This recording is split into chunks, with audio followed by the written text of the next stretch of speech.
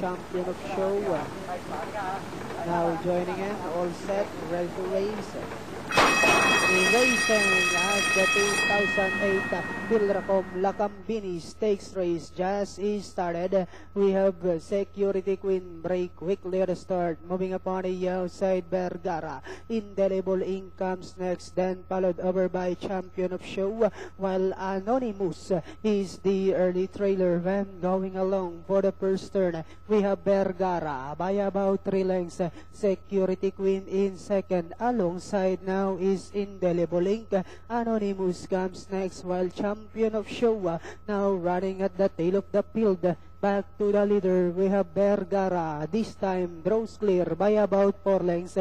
Security Queen in second. Moving up now on the outside is Indelible Ink to take second. Anonymous is down in fourth. Alongside comes Champion of Show. Down the back stretch, they travel. We have Vergara.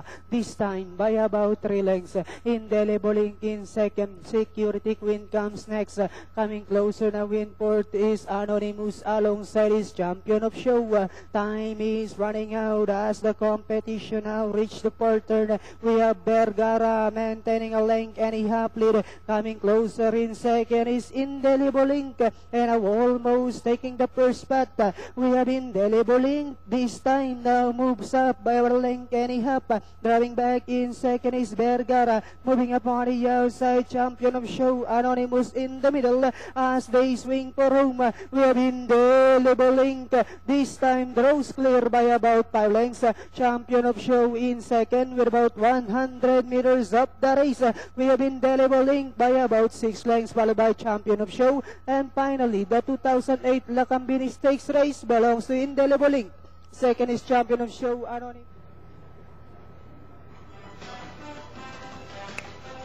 At yun nga po muli ang pagkakapanalo ni Indelible Ink sa ating 2008 Philracom Lakambini Stakes race, although it's still unofficial.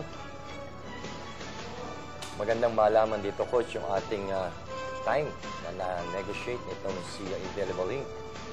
Ngayon, 10, 24, 25, 25, 27. Total time is 1 minute, 51 seconds flat. Hindi ako nagkakamali.